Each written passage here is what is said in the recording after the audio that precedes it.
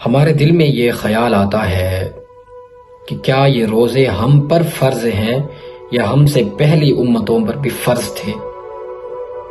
تو دل میں خیال تو کھٹکتا ہوگا نا۔ تو آج اس چیز کا ایک بیان اور حل جو آپ کے ذہنوں میں بات کھٹکتی ہے وہ سامنے پیش کیا جا رہا ہے۔ تو قرآن کی آیت سے پوچھتے ہیں، قرآن خود بولتا ہے، دوسرا پارہ، یا ایھا الذین آمنوا کتب علیکم الصیام کما کتب علی الذین من قبلکم لعلکم تتقون، کہ اے ایمان والو تم پر روزے فرض کیے گئے ہیں جس طرح کہ تم سے پہلی امتوں پر روزے فرض تھے۔ اب پہلی بات تو یہ قرآن نے ہمیں بتا دیا ہے کہ روزے تم سے پہلی امتوں پر فرض تھے۔ اب ذرا اس کی ڈیٹیل میں آتے ہیں، ان پر کس نوعیت کے روزے فرض تھے، کتنی مدت کے روزے فرض تھے۔ تو پہلی چیز، بعض امتیں ایسی تھیں کہ جن پر 2 مہینے کے روزے فرض تھے،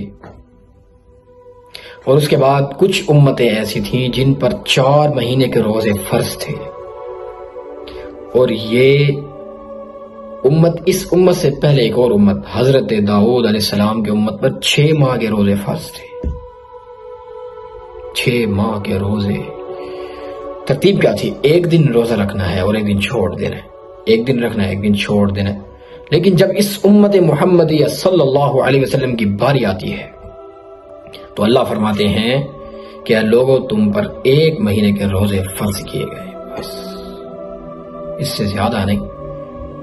من صام رمضان ایمانا و احتسابا غفر له ما تقدم من ذنبه، جس شخص نے روزہ رکھ لیا رمضان کو، اگلے پچھلے سارے کے سارے گناہ اللہ معاف کر دیتے۔ یہ رمضان رمز سے نکلا ہے۔ رمز کا کیا معنی ہے؟